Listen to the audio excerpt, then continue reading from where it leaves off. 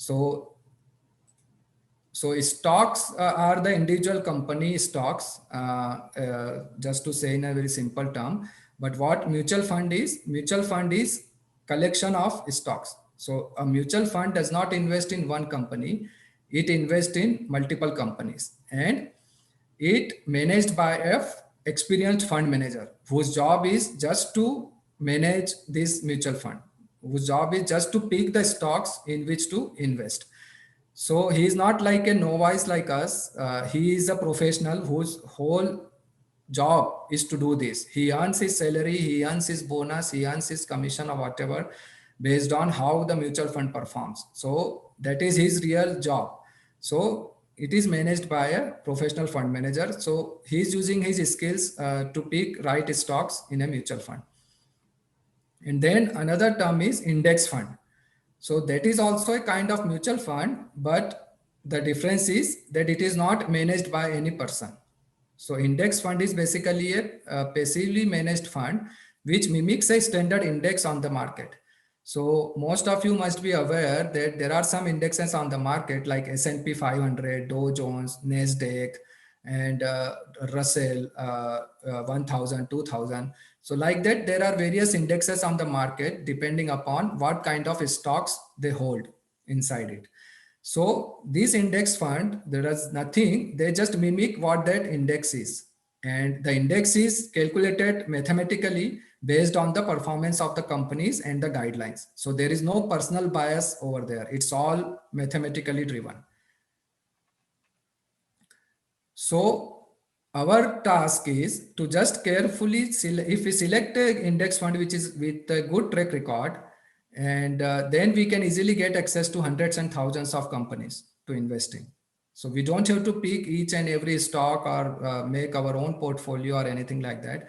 If we just pick a good index fund, that easily gives us access to hundreds and thousands of good companies. And as I said, that it is managed without any personal bias because it's all mathematically driven. So there is no personal decision or personal bias here. And they are lowest cost option because no person involved here. So since it is driven based out of already ready-made index, so the cost of running this fund is very, very low, because there are no overhead involved in terms of research and paying to salaries, huge salaries to a person. And as we said, less is more. It gives us that access to hands-off investment, that we don't have to do everyday research. Once we pick a good index fund, that's it. We don't have to then do anything extra every day. So we can completely be in a hands-off mode.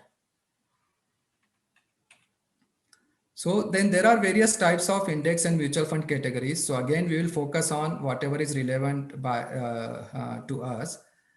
So in index fund, as I said, that there are various indexes. So based on those indexes, there could be different funds like Nasdaq, S&P 500, total stocks, which invest in each and everything like that. Or another variation of that is exchange traded funds, which is called as ETFs also. So these are nothing but kind of mutual funds only, but they are traded like stocks on the stock market. So they are traded like stock units, like 1 unit, 2 unit, 10 units like that. But underlying, they are holding multiple companies in it. So it's not like when you buy a ETF of, let's say, Vanguard Total Stock Fund, then even if you buy 1 unit of $100, you are underlying buying 3,500 companies, share in 3,500 companies. So like that. So we have variety, like thousands and thousands of ETFs are available in market for various asset class. And some very good ETFs for our purpose, like in equity, it's like a QQQ, which is a Nasdaq 100 index fund. So it invests in all companies which are part of Nasdaq index, which is mostly technology companies and like technology and consumer driven companies. So examples like Apple, Google, Microsoft, Facebook, Adobe, PayPal. So these kind of Microsoft, these kind of companies are part of this. And Then another one is ESGV. So that is like Environment, Social Governance Responsible Fund. So that again conforms to our philosophy. So if we invest in this QQQ and ESGV, then we don't get any companies which are involved in sinful practices like selling meat, weapons, or tobacco, or in any practices involved in human rights violations or environment damage.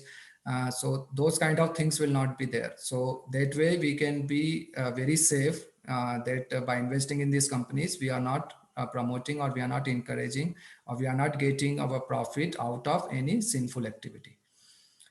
Then some other are like VTI, that is a total stock fund. So it invests across the spectrum of the market. So each and every company will be part of it, which are there in the market.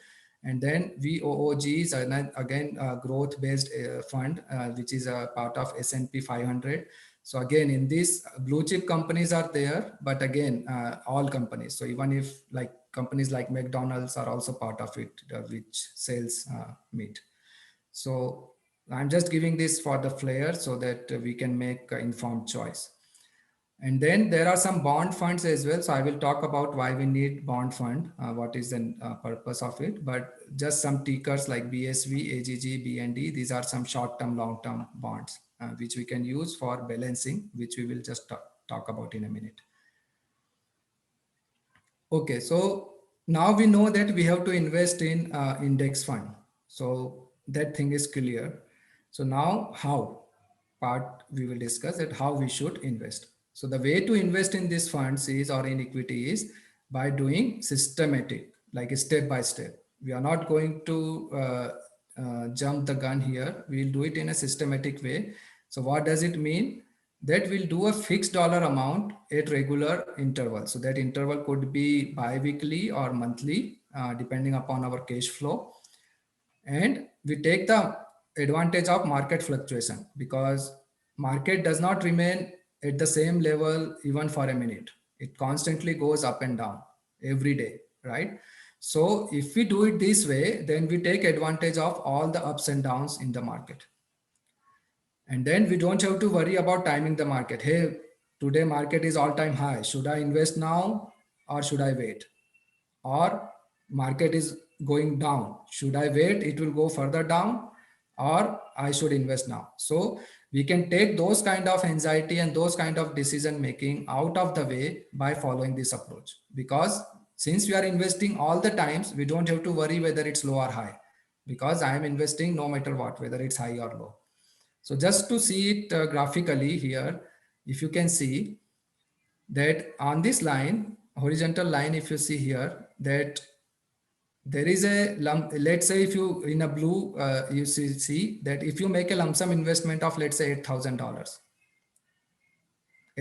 in January, and then by August also, let's say the value of that particular share or unit, whatever mutual fund unit or index fund unit you bought, it's same $10. So you bought at $10 in January, $8,000, and then after 7 months the price is again, let's say $10. So your return is 0%, because you just are at the same price on which you bought. Now if you follow the orange line here, let's say you break that 8,000 into $1,000 per month. And this is the hypothetical values, like it's going up and down, up and down. So let's say these are the hypothetical values and each month, and then you bought at $1,000 in January, $1,000 in February at the price of 14, $1,000 in March at the price of 9, like that. So the return you get after 4 months, even though price is 10, is 4.07%. So you see the difference, like instead of having a 0% return, just by doing a dollar cost averaging for the same scenario, you can have a 4% return. So this is a hypothetical example just to show you how does it work. But over a period of long time, this is be even more beneficial. So here like law of averages works, and it perfectly aligns with our cash flow. The another advantage is that you may not have the lump sum to invest in one go, but we have the monthly income and we have the monthly saving. So that saving we can put monthly or bi-weekly on a regular interval. So you don't have to accumulate first to invest. You can start with as low amount as possible, and then slowly you can increase as your savings and income increase. So now let's look at what all the different vehicles we have in the market available to take these things. So two things we discuss. One is we are going to invest in index fund, and second is we are going to invest it systematically, like a small amount every month. So just by doing this, how can I do these two things? What instrument I can use for these two things? So there are three instruments basically I am putting here. So the first one is IRA account. So that includes your individual IRA retirement accounts as well as the 401k workplace retirement account. Second is ETF, we just discussed. And third is IUL, which stands for Index Universal Life Insurance Policy. So I will come to it, what it is and how it gives us the advantage of investing like this in equity. So we'll discuss the pros and cons of each of these, and then based on your personal situation, you can make a decision whether you can invest in one of these, two of these, all of these, how much amount to distribute between each of them. So that you can decide based on your personal situation, because it will vary. Not each of these may not be suitable for everybody, right? So I will do pros and cons. So by that you will get a clear idea like which one is more applicable for your needs. And it could be all three if it applies to you. So the way IRA account works, the advantage is it automatically builds that discipline and automatically builds that systematic approach, because from each paycheck a certain amount will get deducted and that will get invested. So that way you don't have to do anything extra to follow that disciplined approach. Then you get upfront tax saving, because all the money you invest in retirement account, you don't have to pay any tax on those today. So you save tax now, but you have to pay tax at the time of withdrawal. They are also very low cost, because generally since they are offered by employers, and if you are working in a big company where many thousands of employees are there, so then they negotiate with whoever is the provider, and that way they get a very better deal. And then in most cases, you get the free matching from employer. So if you invest, let's say 6% of your salary, then your employer will pay 3% as a extra to you in that account. So that is like a free matching. You put some, you get some. So it's a win. It's a very good deal. And then we can get global equity exposure, because most of these funds which are offered by employers, they invest across the world. So just by investing in it, you can participate in global equity market without any hassles.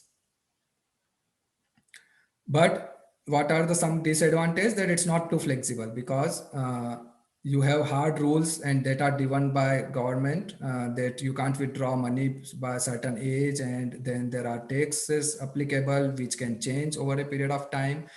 So all these things are there. So it's not very flexible. Like you can't get in and out anytime as you like. So from that point of view, it's not flexible.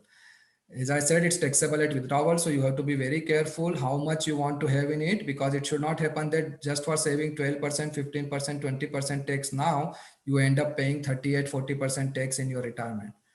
That does not make any sense. So that is another mistake I've seen many people make, that they invest too much in IRA, and they undermine the effect of compounding, and then they are sitting on millions of dollars, and then they don't know what to do, because if they withdraw it, they have to pay huge tax, and only way out is to give it to charity. Then you don't have to pay tax.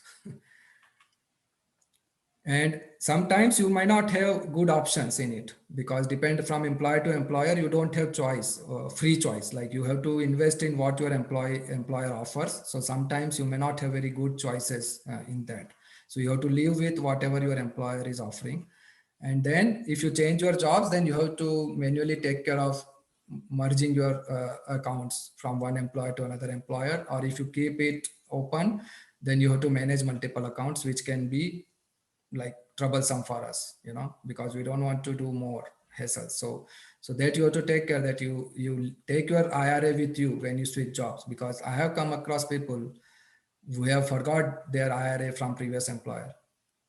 And then after my session, they say, hey, Prabhu, I did 3 jobs before and I don't know where my IRA is. And some of those companies got even closed. Those companies don't exist anymore on this planet. So that should not be the case. So when you change job, you have to take this with you. And then, as I said, it's subjected to rules and regulations on taxes and laws changes, because like recently government made a change that from instead of age 70, you can now withdraw after age 70 and half, like minimum distribution, which you have to take. So they have changed the age for that. So like that, government may change rules anytime they like on this. So for ETFs, the advantage is that no cost, absolutely no cost. You can invest it completely cost-free in it. Then very less tax or no tax at withdrawal, because all ETFs, equity index ETFs, are treated as a long-term capital gain when you withdraw the money. And long-term capital gain tax rate is 0% for people merit filing jointly having taxable income less than, I think, 75,000, in that range. I don't know the exact figure, but in that range. And if anybody is having more than 75,000, then they have to pay long-term capital gain as 15% fixed rate. So it's not going to change. Even if your normal income tax is at 38%, but any gains you get out of the ETFs will be taxed at only 15%. So that way it's tax efficient. And it's flexible because you are in full control. You decide how much you want to invest. You decide how long you want to invest. You decide when to withdraw. There are no restriction. It's your personal account. You operate it the way you like it. And there is no minimum amount to start. You can start investing from any amount you like. But there are some disadvantage that since you are on the driver's seat here, you need to have a very strong self-discipline that, hey, I'm not going to stop my investment. Once I start, I will keep doing it every month, month after month, year after year. I'm not going to watch its value every day, because now it's in your hand. It's in your mobile. So it's not like that every now and then I'm checking my balance, so it's going up or it's going down. So that kind of anxiety, no. So we have to be very good at it, that we follow very strong self-discipline if you go this route. And then you can have a very short term high volatility, because based on market. So if you are novice or new investor in this field, then you can see a high volatility to start with. Like you may see that for 1 year or 2 year, you may not see any return at all, or you may see a negative return also. So you don't have to worry about that. If you have pick a good index fund, as we discussed, if you are following the systematic approach, and then you are sure that you are doing it for 10 plus years, 15 plus years, then no need to worry. Just stick there and you will reach. And then you need to plan withdrawal at the right time, because as I said, you are in the driver's seat. So you have to plan investment as well as you have to plan at what time I withdraw, because for IRA, the age is set by the government, but here it is not. So this is one thing which you can use for your early retirement, because if you retire early, then you won't get social security and you won't be able to withdraw from your IRA. But if you have a ETF corpus, then definitely you can tap into it at the time you retire early. And then you can use that money to fund your needs till the time you start getting social security or start withdrawing from your IRA. So that's where it can come very handy to fund your middle years income. Then IUL is, as I said, it's a life insurance product, but it's a very unique kind of life insurance product. So it gives you death benefit as well as critical illness, terminal illness rider benefits. It's very, very flexible, like in terms of how much you want to invest, how long you want to invest. So all that parameters are very flexible. It's completely tax-free at withdrawal. Like you don't have to pay any tax when you take money out of your policy. And then you can use this fund for anything, like kids college education, your middle age retirement, early retirement needs, your actual retirement, charity, or anything, means whatever it is needed for, no question asked. And then the most advantageous feature of this particular policy is that it protect you from the losses. So the way this work is that if market goes up, then you get certain percent return, but if it goes down, then you don't get any return, means you get 0% return. So it don't go negative. So that is the beauty of it. So if you see any 10-year period, then market will go mostly 6 to 7 years, it will go up, and only 2 or 3 years it goes down. So if you get 6 or 7 years, let's say you get 10% return, and 3 years you don't get any negative thing. So even in 10 years you got 70% return. So that is average 7%. So that is how it works, and that is the beauty. And again, like compounding makes all the difference here too. So you have to have a long-term vision for this also. But there are some negatives because nothing comes free in this world. So what are the negatives? Because it has a very high cost, because it's a life insurance product. So you are paying for protecting your life, as well as you are paying for the cost to manage and give you this kind of return. So it's very high costly product. Like initially almost 20% of your premium goes in cost. So only 80% is remained with your corpus. But if you are having 15 plus year horizon, then this is kind of compensated, because the kind of return which you get, that will set off any high cost or any high fees you have. And the fees are high in initial years, but as you spend more time in this policy, the cost comes dramatically down. And for these, those who are NRIs are not having citizenship yet, so you have to be careful that you need to be in US for long, and preferably green card holder, because most of the companies don't give these policies to people who don't have at least green card or long-term visibility to stay in US. And another point is that you should buy it when you are young and healthy, preferably in mid 30s or at the most late 30s, not beyond that, because otherwise it will defeat the purpose. So it's very good thing for somebody who is very young, or who are just starting the family, having their kid just born. If they do investment in this at that time, then by the kid go to college going age, 18 years, you don't have to worry about his college education. You can use the funds from this policy to fund their college very easily. So as you see, in all these three options, systematic element is there, and index fund element is there, and less like once you do it, then you don't have to worry about it. You just have to set initially and then leave it. It will, these vehicles, these instruments will do their work, and we just, at the most, we just watch it over yearly and glance it over, and that's it. We don't have to do anything more than that. Okay, so as most of us may be in this group, maybe like NRIs who are not yet citizen. So for them, I would recommend that have the IRA, employer IRA, like 401k, 403b, whatever is being offered at your workplace for sure, if you have that option. Why? Because that money is yours to keep, and it's not lost. So some people have this question that what if I go to India, what if my visa don't get renewed, then what will I do? So you don't have to worry, because it's your money, it's your personal account, so it's not going to lost. It remains with you forever, subjected to terms and condition. In case you leave US, you have a couple of options here. Like you can keep invest in personal IRA or with your employer. They offer, like when you leave your job, they offer you the option to keep your account as it is.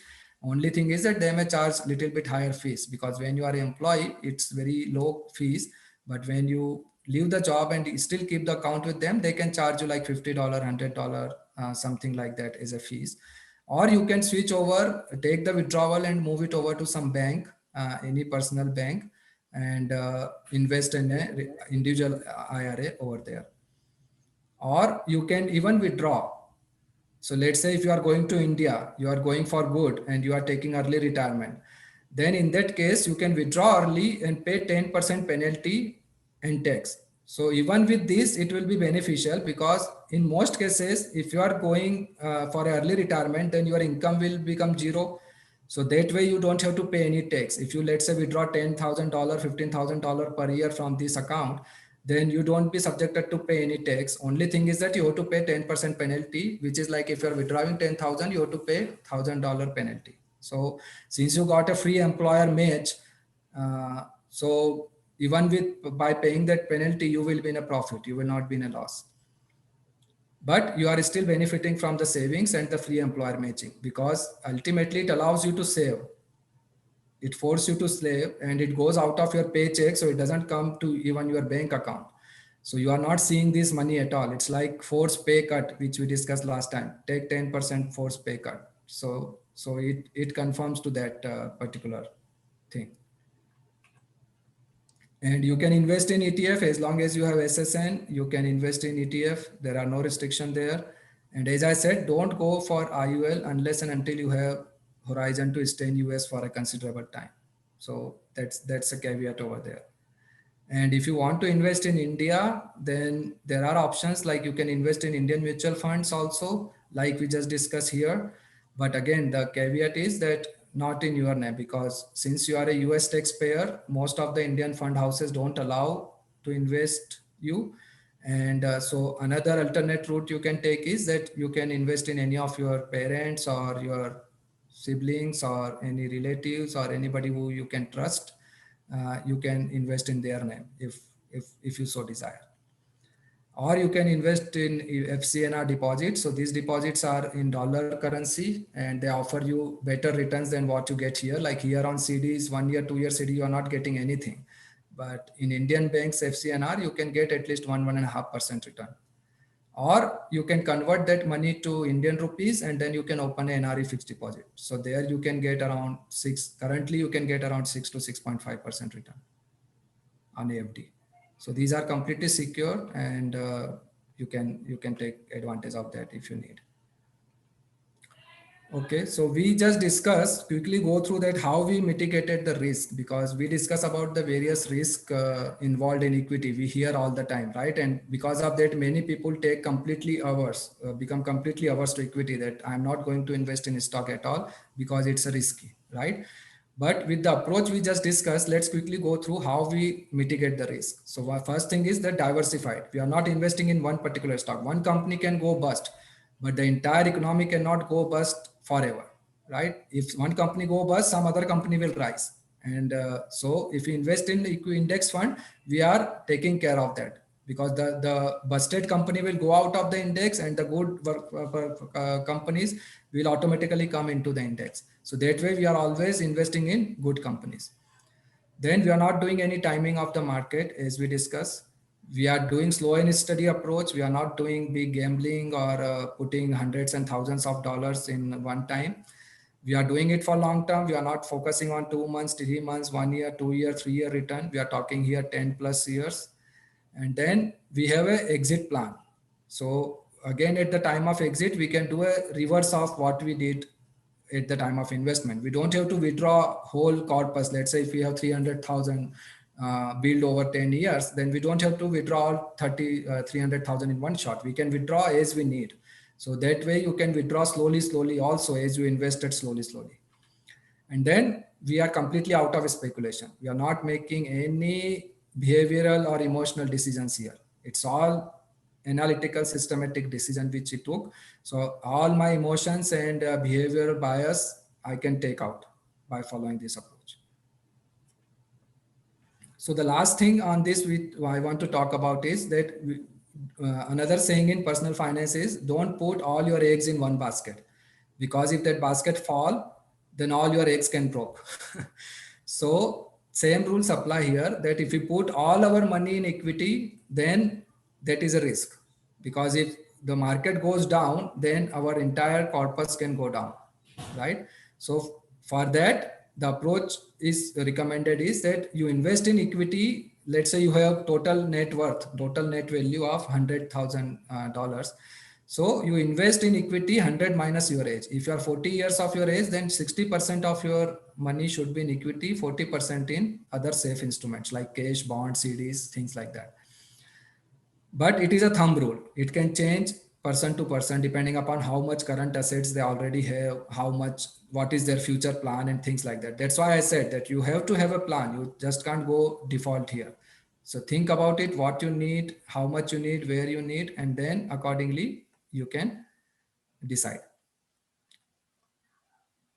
And we, as I said, that we can the purpose of this is that then we can use these metrics, like whatever allocation you decide, like 60-40 or 70-30 or 80-20, whatever, we can use that to rebalance your assets periodically, yearly, or maybe every 2 years. Because let's say one asset overperforms the other, then you can balance it, that you can sell something which is profit more and invest in something which got down, or vice versa. So that way you can get a very healthy mix or healthy return over years. And just to tell you that if you invest in IRAs, then pick the target retirement fund. So if you use target retirement fund, then you don't have to worry about this balancing, because the target retirement fund take care of balancing automatically. Now, if you are investing in IUL, then you can pick the balanced fund. In that you have balanced index option. So if you take balanced index option, then again, you don't have to worry about rebalancing, because that will take care of it automatically. Only thing is that if you are doing ETFs on your own, then you have to make that allocation, like whatever you want. So that's why I shared with you some bond ETFs as well, because you have to have both equity ETFs and bond ETFs, so that you can have that perfect mix, and then you can rebalance. Okay, so I have a question. Can I yes, ask you one question? Yes, Prabhuji. Of late, some of the companies are offering Roth IRAs. Right. So you don't you are paying the taxes right up front, and you can take out, if you want to buy a house, you can borrow from that one. Right. There's a lot more advantages. Not all the Yes. companies offer it.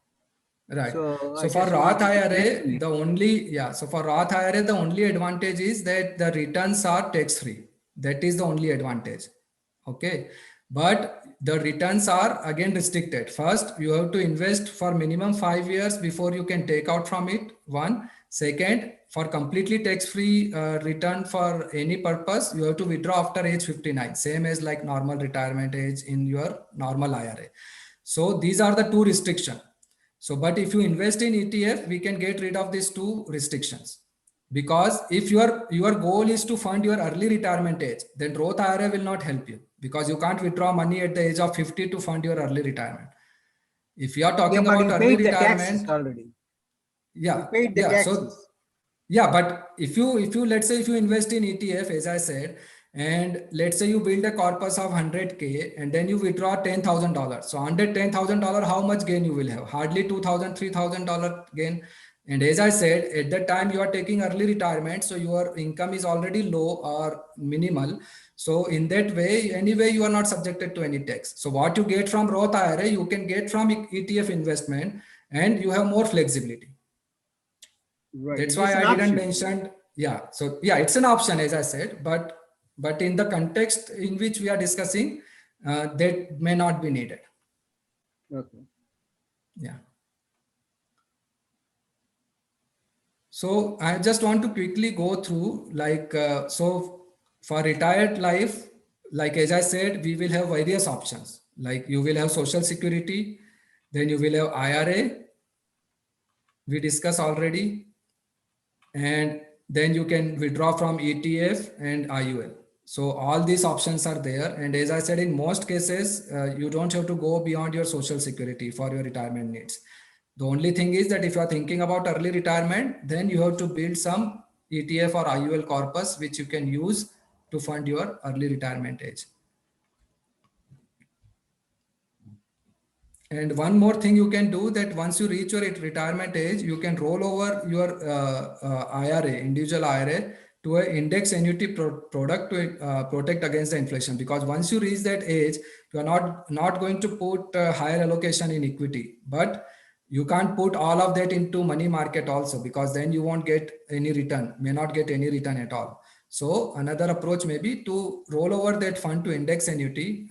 So that is beyond the scope of this current session, but just keep this term in mind, index annuity product, which you can make use of once you reach your retirement age.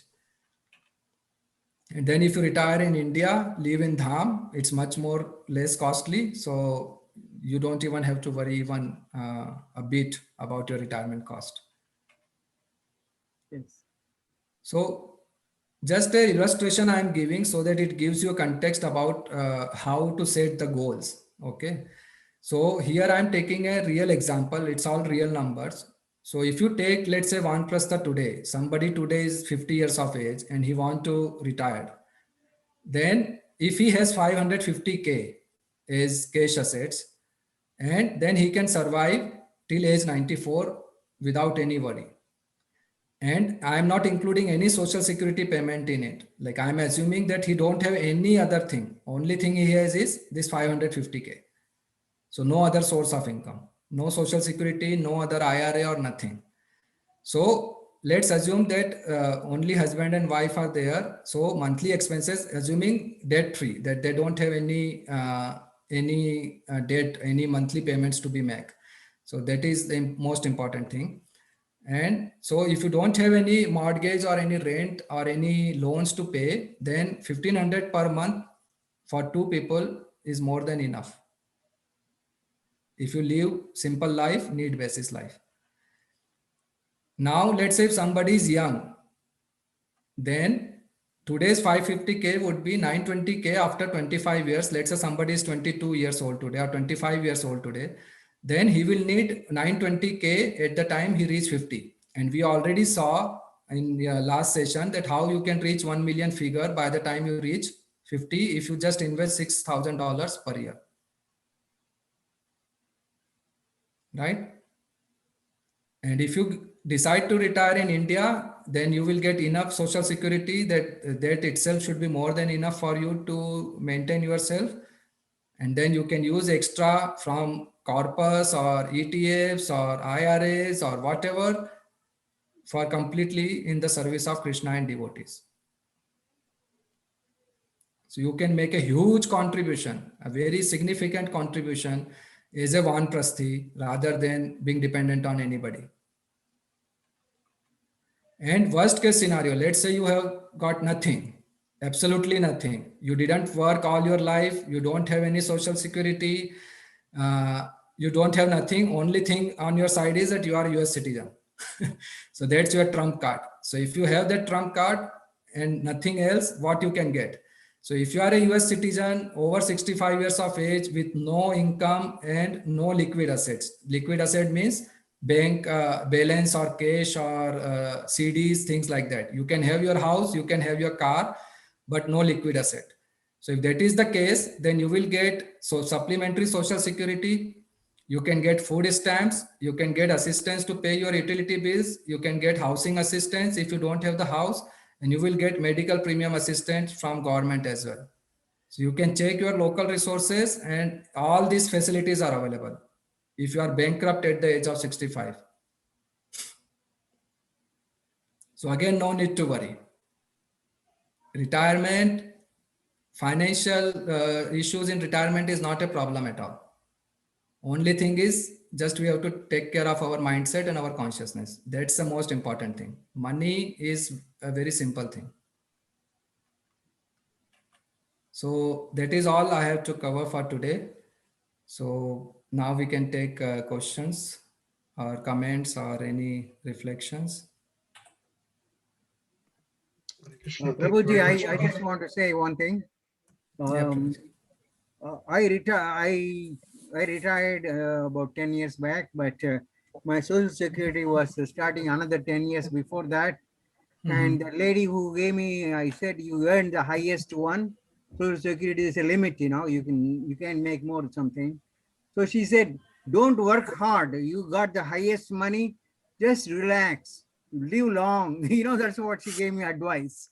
So if you can simply live thereafter, without serious health problems and other things, that will take you a long time to, survive in this country without much of the problems. Yes. But one of the things is that sickness, how do you cover long-term, sickness coverage? We'll cover in next session. We will talk about it in detail, because next part we are going to cover about all our fears about any material problem, all our health, death, job loss, accidents, any such things, house fire, All those things we will discuss next week. Okay, thank you. Yeah. So because I just to let you know, like I personally know one devotee, she's a elderly Mataji. She's single. She lost her husband, and she dedicated her whole life to Krishna conscious movement. Like she came from Guyana in her early age with her kids, and she served the mission, and she did as a house keeping job in a hospital for 10-15 years in Maryland.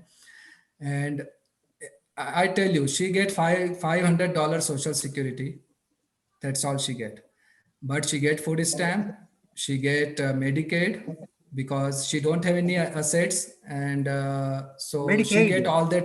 Yeah, so she get all that facilities from the government, and Yes. she is very gracefully, very peacefully, very nicely, very firmly situated, spending her retired life in perfect Krishna conscious way. And she is very, very loving, very, very kind. Anybody who comes to her, she offers so much love that you just get drawn by her. And she is one of the like inspiration in my Krishna conscious life. So there are ways, it's just that again, like she lives very simple and she lives alone. So means she has no extravagant expenses or needs or anything like that, but she lives very gracefully and respectfully. So Yes, that is that's very good. much possible. Yeah. Yes.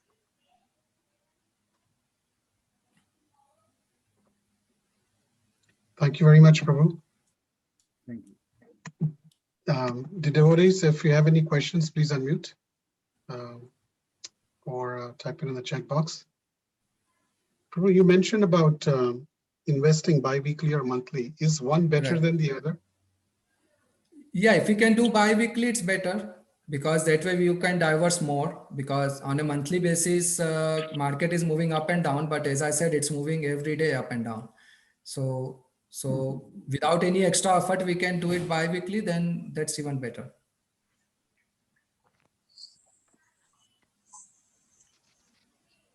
Okay, thank you. Hare Krishna, Prabhu.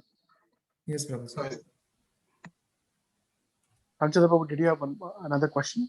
Can I go No, ahead? no, go ahead. Go ahead. Okay, thank you. Thank you. Thank you, Prabhu, again for the wonderful session.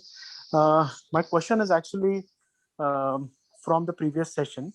And I think when you signed off last time, you were mentioning about why investment in real estate is not such a good idea. Right. Yeah, real estate.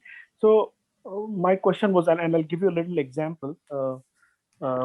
So people who have some extra, cash on hand, and if they buy, say, a small apartment, a small whatever, house or whatever, and can rent it without too much of inconveniences in their life, or taking too much of time out of their Krishna conscious duties, or whatever, too much of time from their Krishna conscious life, then what is the harm in doing that, Prabhu, other than just managing, giving a little extra time? Because what I see, I just give me one more second, we'll finish it. What I see around here is, in India, if you example, in India, if you have an apartment for rent, that will give you peanuts compared to the price of the apartment.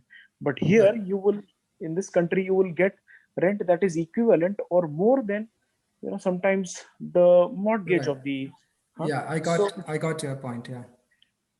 Yeah, so there are two reasons for what I recommend. One is that you can't buy real estate in a piecemeal, and you can't sell it piecemeal. So it's a one chunk transaction. So to buying, you need to have a amount, like as you said, that you got cash saved somehow. So that is first thing. But when you sell it, then also it would come as a one chunk. You can't just sell 1% of your real estate, 2% of your real estate, just as in case of the equity investment options which we talked about. You can take out need basis from those, but you can't take out need basis from real estate. And you don't know what the scenario is going to be 10 years, 15 years, 20 years down the line. And even if, let's say, everything is fine, then let's say you sell your property, you make a profit, but what you will that money at that time? Then again, you have to think about investing. And since now you got a big corpus at that time, You can't invest it in equity at one go, because by that time you would be in a ripe age. And then if you keep it in fixed CDs or something like that, then you will not get in returns to beat inflation.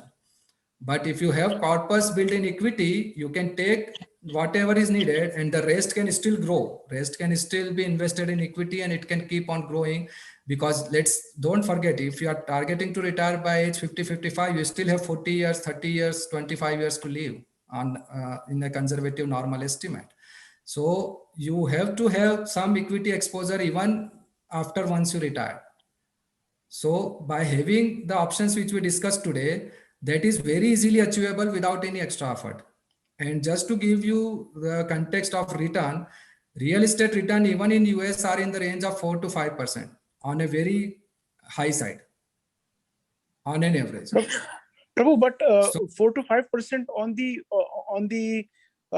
cost on the price of the home, but you are actually getting 100%. If someone is living there and paying for the cost of buying the mortgage, then you are getting 100% return. I actually don't know any other investment that will pay you 100% return.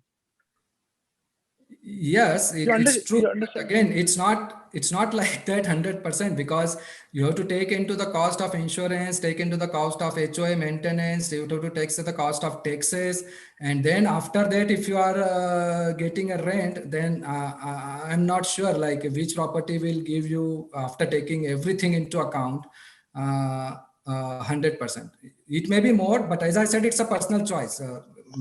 I just gave you all the pros and cons. I'm not saying No, I one understand, way or Prabhu. other. Yeah. Got it. I just wanted to understand, in a little detailed way, your perspective, because when you finished Yeah. it last time, we couldn't discuss Right. more. Yeah, Can- right. can So I- my can perspective I is add that, an like, answer? yeah. Yes, Prabhuji. Prabhuji, can I add the answer also? Yes, Prabhuji. In the real estate, we always think that you can get a tax break and things like that, So we are me and my wife, both professionals. So we thought that, okay, we need to have real estate investment, as part of investment. It turned out that because our credit rating is so high, so I could buy 7 houses on one day. It's not trying one house, but we just went all out because we are paying so much taxes without any real estate, any investment, So it turned out that it's not easy to maintain a rental property. There's a lot of problems. Somebody has to collect the rent. Somebody has to maintain the house. The guy, if the fellow you give a rental, he can walk away and then destroy the house. There's such a lot of problems that you will never think that problems exist in owning a real estate, properties. So the best thing is you have to be very careful in what you buy and how much you can afford. And, and also you have to pay taxes also for the income. So it is a very complicated thing, So Right. I would suggest that don't get into it. We got rid of all the houses and then we felt relieved. Now we don't want to get into anything else. So it is better to leave tax paying, and not worry Yeah, about tax. you have to pay taxes on rental income, and then you have to pay capital gain tax also when you sell the property. And depreciations and all those things maintain a Yeah. lot of paperwork, for the tax purposes.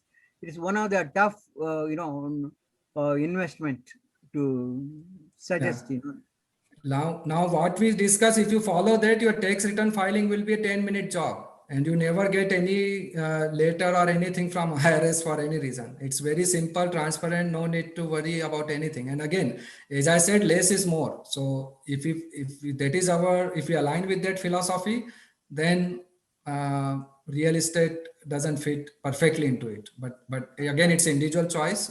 If somebody is very and comfortable houses and catch fire, then you yeah. need a lawyer to support you all the time, so it becomes a separate investment problem that you had never thought about it, and I know that people will be called in the middle of the night to maintenance problems, water leaking and destroying. You got to take care of your property. So it's not an easy proposal. Dhir Krishna Prabhu has a question. Hare Krishna Prabhuji, Pranam, Jai Srila Prabhupada. Hare Thank you Krishna so much, Prabhuji. Prabhuji. Wonderful tips. Prabhuji, quick question if we have time. you Sure. mentioned about how can we withdraw our IRA Mhm. money without tax, or you said zero tax. I think I little missed that part because that is very interesting to me. How can we not pay tax and even withdraw early if we want? Yeah, so that I said, let's say if you take early retirement and your income becomes zero, Okay, so okay, you can withdraw from IRA at any point. Only thing is that if you withdraw before age 59 and a half standard age, then you have to pay 10% penalty plus takes on whatever amount you are withdrawing. But now let's say you are taking early retirement and your income becomes zero, and then let's say you withdraw 15,000 or $20,000 is per, like as I said, $1,500 per month expense.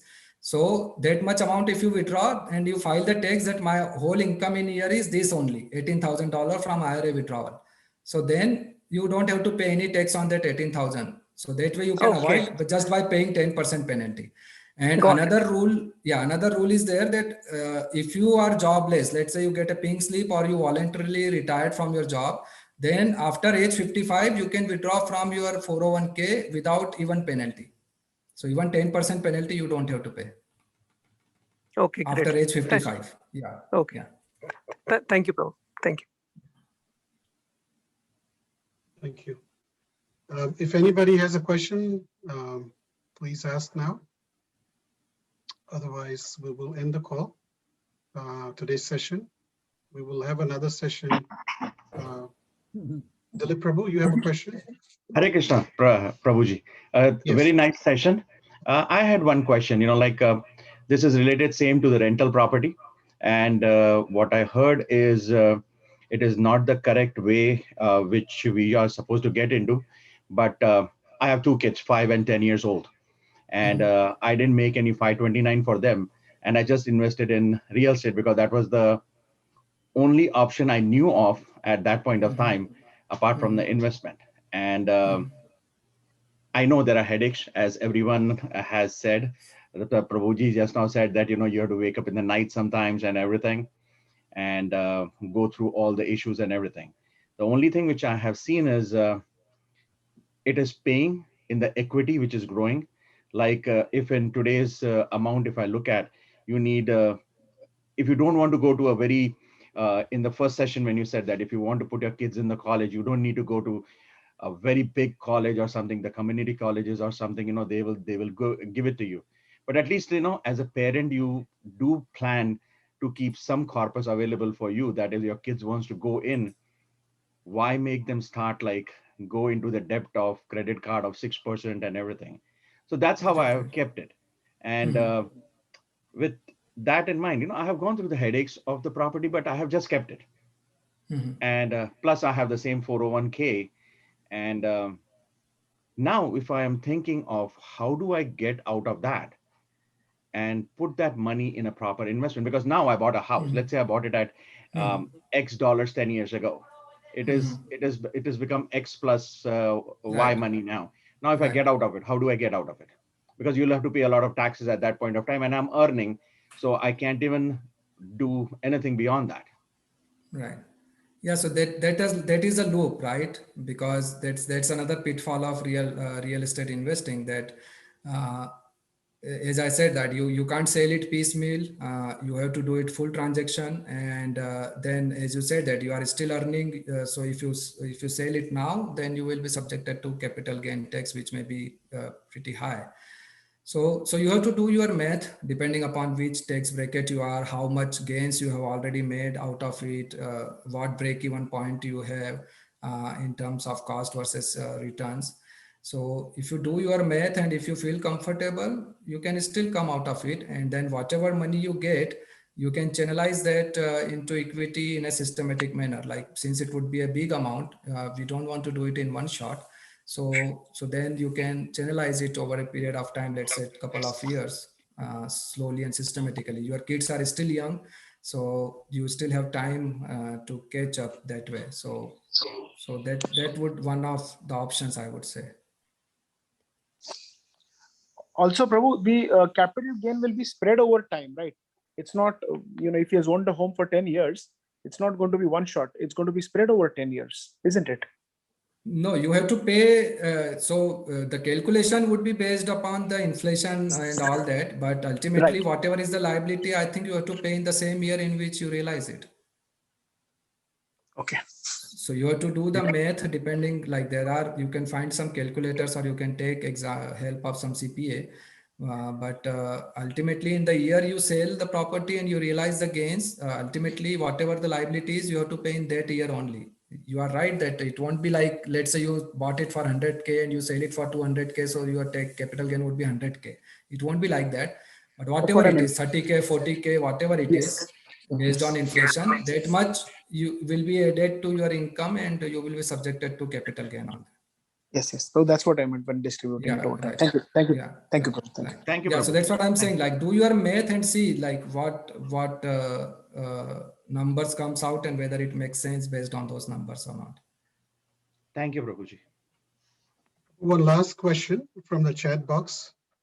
The question is it advisable to leave an expensive area, having an expensive, sorry, I'll repeat it again. Is it advisable to leave an expensive area, having Krishna Conscious Association, then start over somewhere else with the new association or no association that has a much lower cost of living? Yeah, so again, if it comes to that to make a choice, like you have to work like cats and dogs just to live in that expensive city, and versus going to some other place where you can live at much lower cost, then from a Krishna conscious point of view, that will make much more sense. Because again, association, we can choose a place where we can get the association. For example, even if we talk about US, Alachua is the one of the biggest devotee community and the cost of living is one of the lowest. So that way we can find the ways, we can find the place where the cost of living is much less, but still we have association, we have the temple, we have the devotees.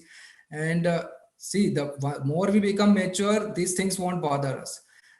So that's again the same principle comes in. If we practice our sadhana nicely and if we spend our years like practicing years nicely, then we don't have to worry where we go, which devotees which we meet, because if you are mature enough by that time, then we can adjust and adapt in any city or any situation for that matter.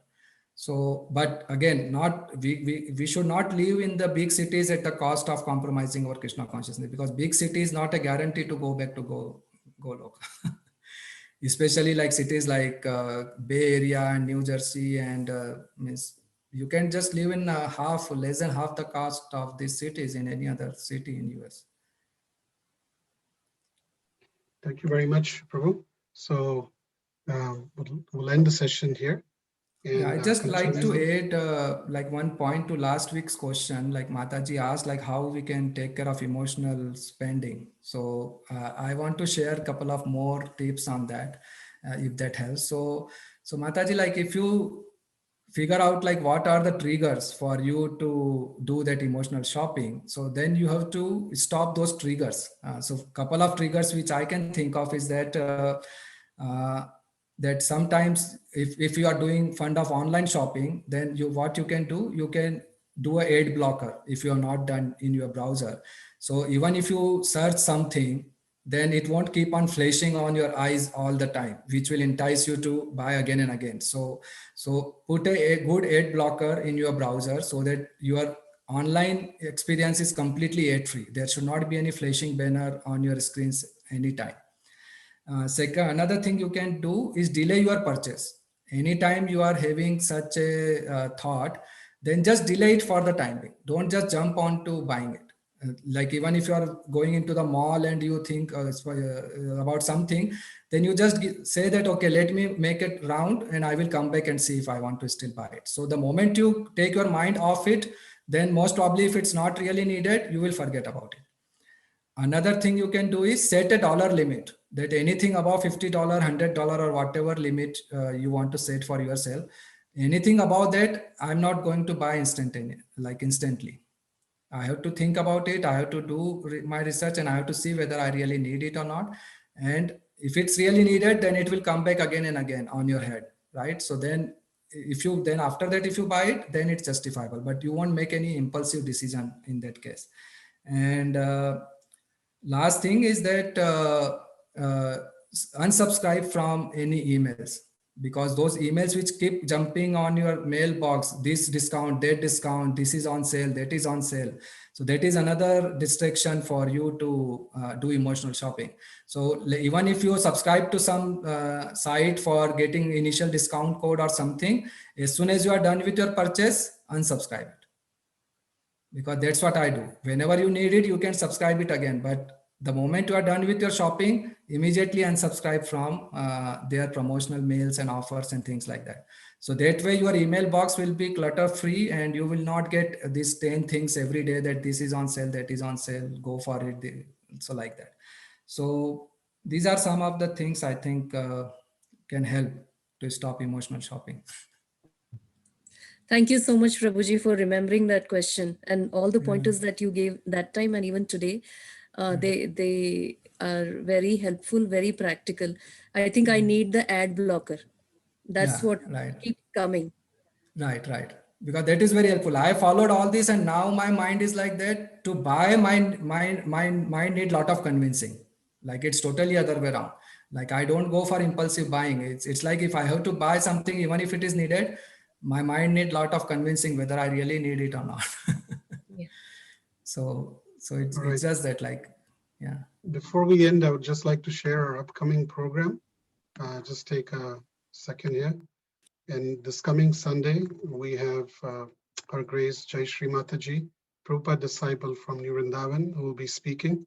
She's been serving tirelessly in New Vrindavan for many, many years. So please join to hear her.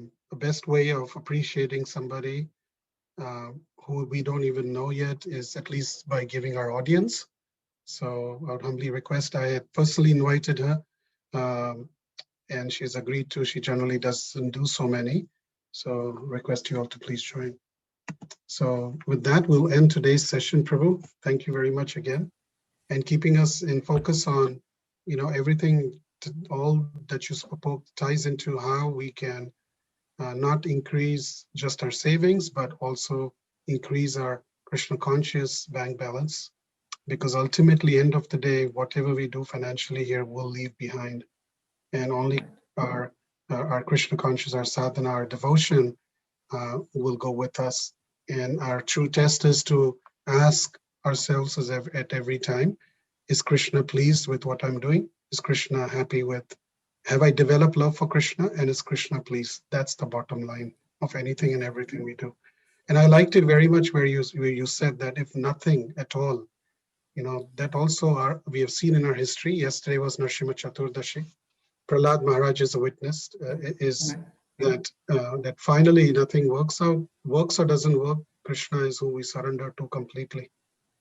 So thank you very much, and we look forward to the final and last session next Wednesday. Hare Krishna, everyone. Let's unmute and thank Prabhu with a loud Hari Bol. Hari Hari Bol. Bol. Thank you, Prabhuji.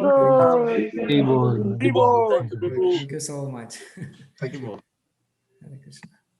Hari Bol.